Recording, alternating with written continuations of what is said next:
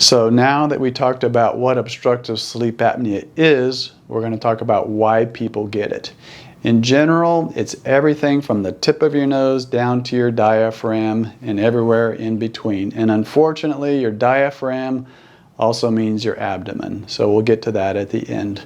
So we look for where airflow is limited with patients that are having obstructive sleep apnea. In the nose, several things. Number one, the nasal septum, the dividing plate that goes between the two sides of the nose, can be pushed off to one side or the other, and that just makes it more difficult for air to flow cleanly through your nose.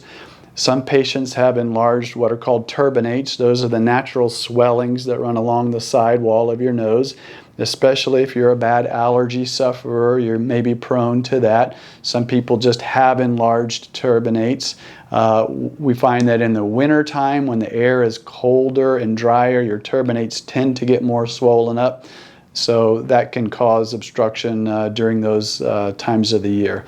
The next site that you have in children, adenoids. Adults usually don't have much in the way of adenoids. Adenoids are the same type of tissue that tonsils are, but they're back behind the nose, and you really can't see them, but you can either do an x-ray and show them, or you can look with a flexible light through the nose and see if there's any significant adenoid tissue. Next site down is the soft palate and the uvula. That's where snoring is generated. The uvula and the soft palate are very floppy tissue. As you get off into deeper and deeper levels of sleep, particularly when you hit REM, all of that tissue is going to relax and flop around as air goes by it. That's when your spouse or whoever is around you is going to hear significant snoring, which is what annoys them the most. It may or may not be a significant source of your actual obstruction, though. The next one, and probably the biggest one, and the one that's always in the past been the hardest for us to treat, we'll get to that later, is the tongue, especially the base of the tongue.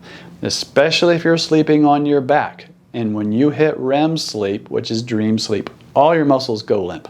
So your tongue is going to flop back, and that's a big source of obstruction.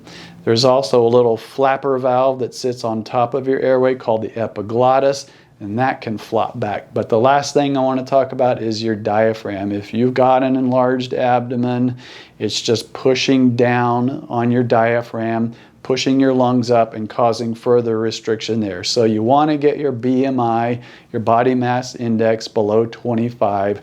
Just go online and find a BMI calculator, put your numbers in, and hopefully you're at 25. In general, people that are heavier have more obstructive sleep apnea.